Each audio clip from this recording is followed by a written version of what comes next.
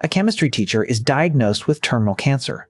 He is 50 years old. He earns $52,000 a year teaching at a high school where the students barely listen. He has a pregnant wife, a son with cerebral palsy, a second job at a car wash, and 12 months to live. His name is Walter White.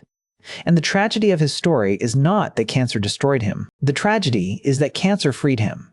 Walt partners with a former student, a small-time drug dealer named Jesse Pinkman. Walt provides the chemistry. Jesse provides the connections. Their first cook produces methamphetamine of such extraordinary purity that it turns blue, 99.1%, far beyond anything else on the market.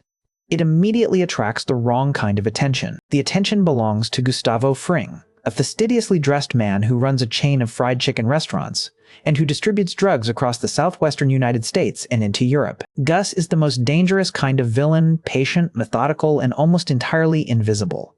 He operates in plain sight for decades without suspicion. Walt works for Gus for 2 years. He cooks in a state-of-the-art underground laboratory. He earns more money than he can explain.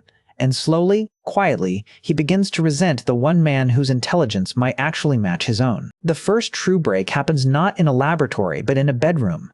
Jesse's girlfriend Jane is a heroin addict. She overdoses in the night while Walt is present. Walt watches her die rather than turn her onto her side. He does not kill her.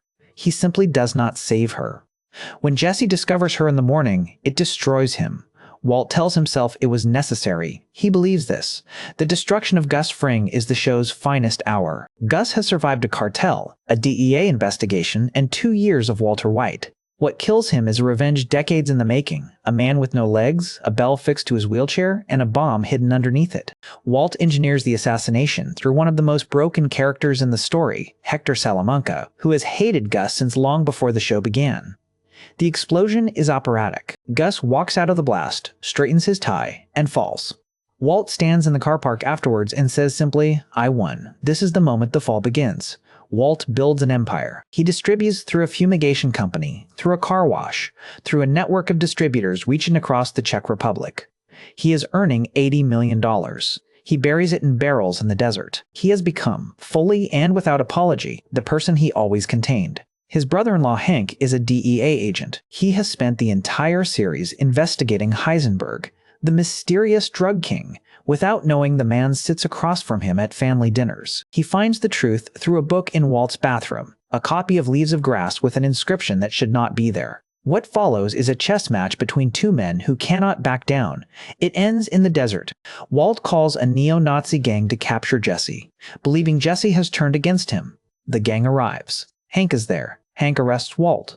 Walt tries to call off the gang. He cannot. Hank is shot. Walt screams and weeps and begs. None of it matters. Hank tells the man who is about to kill him that Walt made up his mind 10 minutes ago. The show's final episode is quiet and methodical. Walt calls his wife one last time from a payphone, knowing she is being recorded. He tells her he did it all for himself, not for the family. It is the first completely honest thing he has said in 2 years. He engineers one final act of violence with a machine gun and a car boot.